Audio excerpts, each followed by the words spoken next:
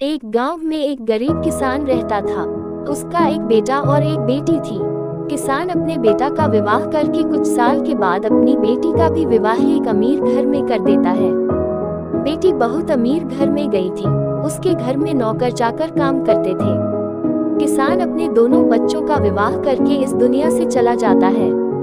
बेटी को धन की तो कमी नहीं था, वही बेटा बहुत गरीब था। किसी तरह खेती मेहनत मजदूरी करके अपने परिवार का पालन पोषण करता था।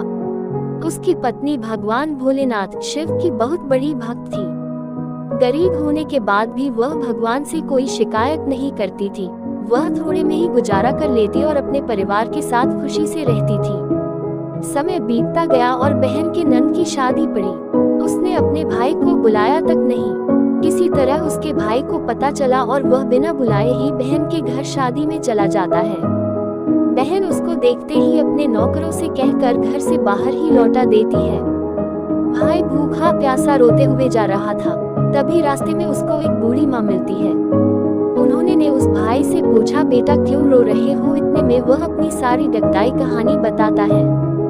बूढ़ी माता ने उसे समझाकर चुप होने को कहती है। बूढ़ी माताजी गरीब किसान के बेटा से कहती, दोनों बगीचे में जाके खरबूज खाते हैं। फिर बूढ़ी माता ने एक थैले में खरबूज और कुछ खाने पीने का सामान रख के उसे वहां से घर भेजती है। घर पहुंचने के बाद बच्चे सब अपने पिता के आगे पीछे घूमते हैं।